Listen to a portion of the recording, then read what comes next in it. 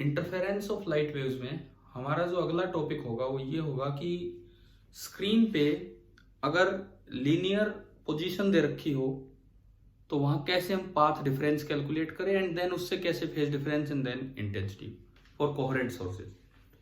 Suppose वही हमारा YDSC arrangement हम लेते हैं, उसी तरह का अरेंजमेंट। ये दो सोर्सेज हैं, एक S1 एक S2। बिल्कुल इसके सेंटर पे यहां एक मिडल सोर्स है S, इस तरह का काम। और कुछ दूरी पे स्क्रीन है और ये डिस्टेंस है कैपिटल D एंड इस डिस्टेंस को एज यूजुअल हम स्मॉल d से रिप्रेजेंट करते हैं। हमने ये सीखा है पीछे कि यहां से कोई वेव चली उसकी इंटेंसिटी है I1, यहां से कोई वेव चली उसकी इंटेंसिटी है I2। तो स्क्रीन पे कहीं भी मतलब कहीं भी, जैसे मैं यहां कहीं बोलूं इस जगह एक वेव यहां से चल के आई है एंड दूसरी वेव यहां से चल के गई है और आपसे पूछा जाए कि भाई यहाँ इंटेंसिटी बताओ, तो उसके लिए मुझे इन दोनों के बीच का फेज डिफरेंस चाहिए, फिर तो मैं लिख पाऊंगा इंटेंसिटी। जैसे ये I1 ये I2, तो अगर मुझे यहाँ का फेज डिफरेंस पता लग जाए तो इंटेंसिटी होगी I1 plus I2 plus 2 times under root I1 I2 into cos of phi. इस फाइव को निकालने के लिए हमने पाथ डिफरेंस देखा, पीछे से तो कोई पाथ डिफरेंस है नहीं, ये तो बराबर है। इनिशियल फेज आपने लॉक कर दिया, वो स्टेटस सेम कर दिया, वो कोई डिफरेंस है नहीं। अगर पाथ डिफरेंस S1P और S2P का जो पाथ डिफरेंस है, let S2P minus S1P, let this be delta x। हमने माना कि S2P minus S1P delta x है, तो अगर ये डेल्टा x है तो आप फेज डिफरेंस ऐसे लिखते थे यूनिटरी मेथड से, 2 pi by lambda into delta x। अगर लेमडा पार्ट डिफरेंस होता तो फेज डिफरेंस 2 पाई, यूनिट होता तो 2 पाई बाई लेमडा, और फिलहाल होगा 2 pi by lambda into delta x। ठीक है, अगर डेल्टा x मेरे पास है तो मैं ये निकाल लेता था और उससे फिर रिजल्टेंट इंटेंसिटी आ जाती। लेकिन दिक्कत ये है कि this is the centre of the screen और मुझे ना एक अलग पैरामीटर दे रखा है कि यहां से पॉइंट की लीनियर पोजीशन की y गिवन है। अब y से फाई कैसे निकालें, तो y से मुझे डेल्टा x पे जाना पड़ेगा, देन डेल्टा x से मुझे फाई पे जाना पड़ेगा। तो हमारी इस क्लास का मुख्य जो टॉपिक है वो है, मैं ऊपर लिखता हूं, to find the relation between y and delta x। ये मेन काम है जो आज की क्लास में हम कवर कर रहे होंगे, to find the relation between y and delta x। थोड़ा हम ज्योमेट्री का यूज करेंगे, कुछ अप्रोक्सीमेशंस का यूज करेंगे। अप्रोक्सीमेशन एक तो ये है कि d is very very much greater than d। ये जो d है ये तो मीटर्स में होता है, मिलीमीटर्स में होता है। दूसरी बात, S2P is also nearly equal to D and S1P is also nearly equal to। इसका मतलब ये हुआ कि P पॉइंट बहुत ऊपर या नीचे नहीं है। इसका कहने का ये मतलब है कि point P is near to point C। जो पॉइंट P है वो पॉइंट C के पास है, बहुत दूर नहीं है, इसीलिए S1P और S2P दोनों को आप D लिख सकते हैं। लेकिन इसका एक ध्यान रखना है, दोनों का आपने D लिखा, लेकिन दोनों के सम को तो आप 2D लिख दोगे, डिफरेंस को 0 नहीं लिखोगे, नहीं तो 100% एरर हो जाता है। ये हमें ये बताता है ये अप्रोक्सीमेशन कि अगर कहीं जरूरत पड़े S2P प्लस S1P, आप उसको तो नियरली 2D लिख सकते हैं, बट S2P माइनस S1P को आप 0 नहीं लिखेंगे, क्योंकि थोड़ा सा भी कुछ डिफरेंस है और आप उसी को इग्नोर कर दो तो ये 100% एरर हो जाता है।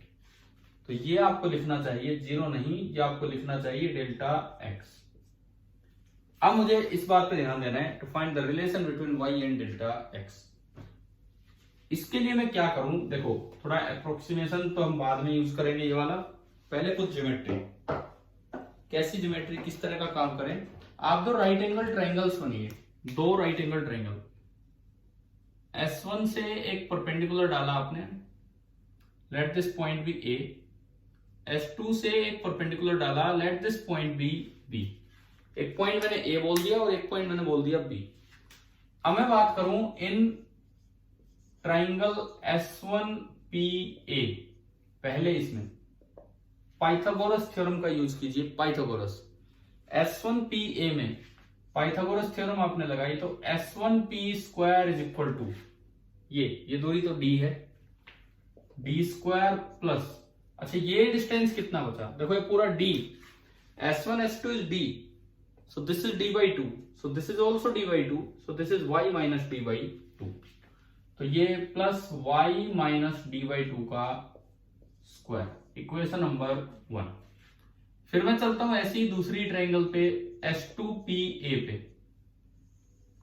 ऐसी ही सेम सेकंड ट्रायंगल पे मैं गया S2PA, S2P नहीं बोलना चाहिए मुझे, सॉरी PA नहीं, जिस तरह से उसमें लिखा है PA, ये बनेगा S2PB, बड़ी ट्रायंगल। ये देखो अगेन पाइथागोरस लगाया, पाइथागोरस थ्योरम लगाई तो S2P² इज इक्वल टू ये दूरी D प्लस, अब देखो ये तो y है और ये आधा D by 2, तो ये आपका बनेगा y प्लस D by 2 का whole square. This is your equation number 2।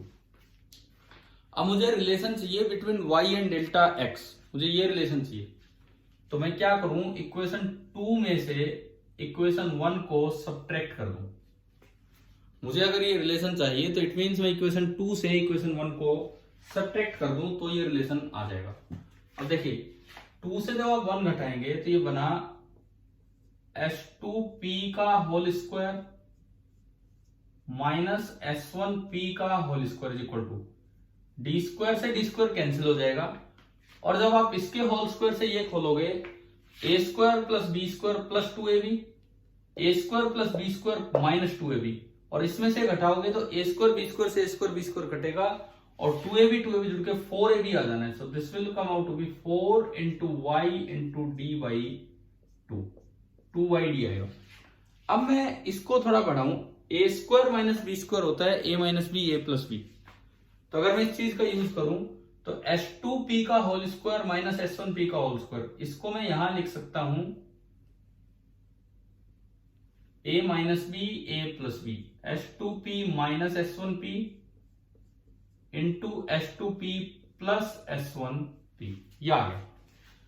अगर मैं इन चीजों को उठा के यहां पुट करूं, S2P प्लस S1P की जगह 2D और S2P माइनस S1P की जगह डेल्टा x, तो मैंने ये इसमें रखा तो ये बना delta x into 2D is equal to 2YD, and 2 से 2 कैंसिल हो गया और यहां से डेल्टा x आ गया y upon capital D into small d। ज्यादा बेटर होगा हम इस फॉर्मूले को इस तरह याद रखें, y is equal to delta x upon small d into capital D, क्योंकि आगे एक फ्रिंज विड्थ नाम की चीज आनी है, वो बिल्कुल इससे रिलेट होगी, तो उसी तरीके से हम फॉर्मूला याद रख पाएंगे। y linear distance, linear position on the screen from the centre of the screen is equal to delta x means की कहां, सॉरी पाथ डिफरेंस कितना है, अपॉन स्मॉल d ये सेपरेशन इनटू कैपिटल D। इस तरह से फॉर्मूला हमें याद रखना है। तो रिलेशन आ गया y is equal to delta x upon small d into capital D। ये फाइनल फॉर्म है जिस तरह से आप ये रिलेशन याद रख सकते हैं, याद रखना चाहिए आपको, ये आपकी फाइनल फॉर्म है। और इसका फायदा ये होगा, अगर y दे रखा है तो इस इक्वेशन से डेल्टा x आ जाएगा, देन डेल्टा x से आपका फाई निकलेगा और उससे रिजल्टेंट इंटेंसिटी निकलेगी। जैसे एक सवाल अगर लें इसी चीज को बढ़ाने के लिए, तो देखिए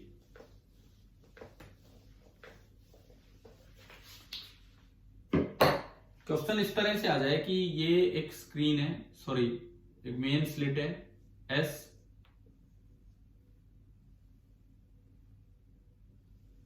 इसके सामने एक S1 है एंड एक S2 है, सिमेट्रिकली लोकेटेड है,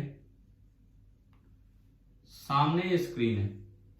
बोला गया है कि भाई यहां से जो इंटेंसिटी चलती है वो भी आई नोट है और यहां से जो इंटेंसिटी चलती है वो भी आई नोट है।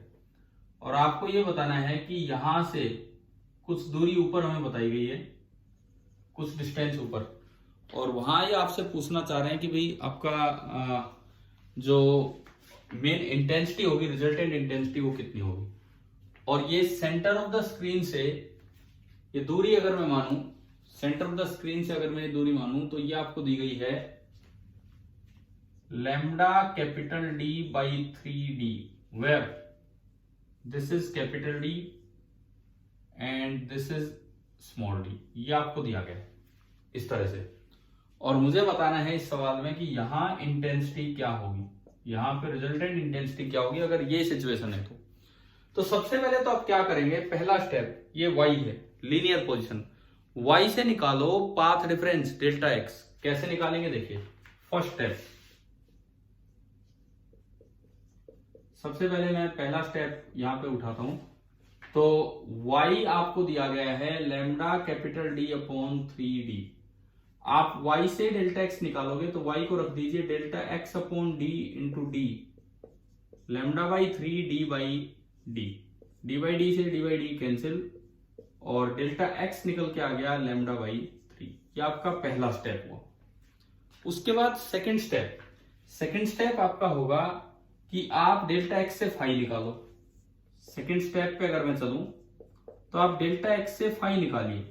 डेल्टा x से फाई कैसे निकालोगे, फाई होता है 2 pi by lambda into delta x, तो ये आया 2 pi by lambda into lambda by 3, lambda से लैम्डा गया और ये फाई आ गया आपका 2 पाई बाई 3। ये फाई निकल के आया 2 पाई बाई 3। अब अगर दोनों इंटेंसिटीज बराबर हैं तो तीसरा स्टेप, तो जो रिजल्टेंट इंटेंसिटी होगी I, मैं उसको लिख सकता हूं, एक की इंटेंसिटी आई नोट है तो यहां आता है 4 I naught into cos square of 5 by 2। आपको याद होगा ये formula, 4 I naught into cos square of 5 by 2। तो अगर मैं इसको आगे बढ़ाऊं तो I is coming out to be 4 I naught into cos square of 5 आपका निकल के आया 2 पाई बाई 3, और उसका आधा करेंगे तो ये हो जाएगा pi by 3। Cos 60 degree pi by 3 1 by 2 होता है, 1 बाई 2 का स्क्वायर 1 बाई 4, तो 4 आई नोट इंटू 1 बाई 4, और ये 4 से 4 कैंसिल। तो जो रिजल्टेंट इंटेंसिटी इस जगह पे होगी वो भी कितनी होगी, आई नोट। अगर एक की इंटेंसिटी आई नोट थी, दूसरे की आई नोट, तो रिजल्टेंट भी आई नोट। अब ये रिलेशन बड़ा इंपॉर्टेंट है फ्रिंज विड्थ को समझने में। फ्रिंज विड्थ टर्म क्या है वो भी हम देखेंगे, लेकिन उसको समझने के लिए रिलेशन बड़ा इंपॉर्टेंट है।